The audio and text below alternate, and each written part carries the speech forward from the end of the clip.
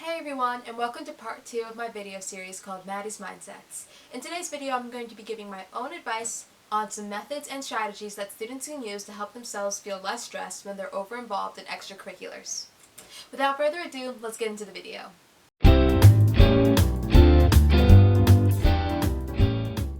So, I have 4 tips that I'm going to give you guys for when you're feeling overstressed in extracurricular activities. Now, these strategies may not work for everybody. You should try out one of these 4 strategies and see if it helps you.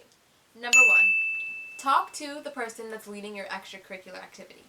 But when you have conflicts between your extracurricular activities, it's very important that you talk to the people leading those extracurricular activities because they will be understanding, I promise. For me personally, I had a huge conflict last year between my dance classes and peer ed dinners. And for those of you who don't know, you have to attend the peer ed dinner in order to lead the meeting for the 8th graders.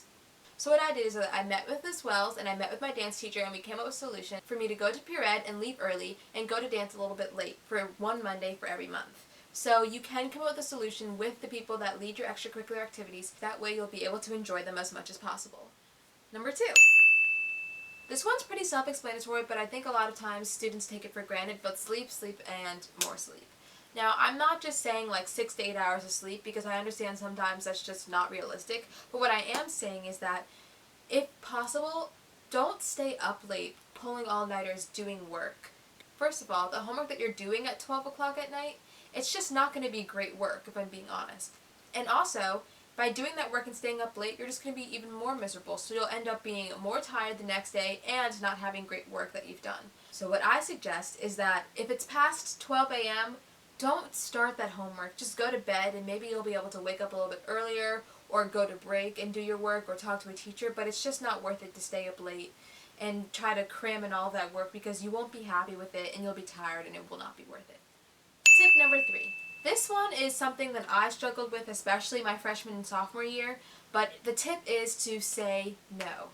A lot of the times people who participate in multiple different extracurricular activities are people that love to do things, love to be around people, and overall love to be a part of the community.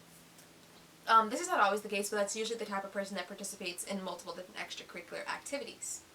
So it's hard for people to sometimes say no to things within their extracurricular activities, for example, editing a video for Raggeds or helping lead another dance group and different things like that. So what I'm saying is that if you're overworked, don't be afraid to say no. I know a lot of times people can feel stressed and they'll be worried that people will be mad at them for saying no or that if they don't do it, no one else will be able to do it and then they'll feel like they failed their group, but that's just not the case. Be okay with saying no because sometimes it's what's best for you and your mental health. And finally, tip number 4, and this tip is to compartmentalize. Now, I know this may sound a little strange because sometimes when people say compartmentalize, it's not always the best thing, but what I mean by this is that if you're stressed about one activity, don't let that stress carry on to something else because then you'll just be really unhappy, especially if you're participating in multiple different extracurriculars. The reason that students participate in extracurriculars is so that they can be happy and so that they can be with their friends and so that they can join another part of the community. And if you're spending all of that time worried about another extracurricular, are you really fulfilling the purpose of the reason why you participated in that other extracurricular activity?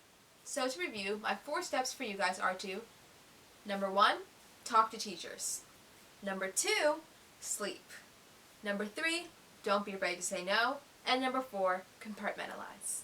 Now I know this video was a little bit shorter than my other one, but I thought this was a great overview of the 4 steps that I use and that you may find helpful when dealing with being stressed from overwork and extracurricular activities. I'm so happy to have been able to have done this video series, Maddie's Mindsets, for my ISP. And if you haven't seen part 1, the link is in the description below. Thank you everyone!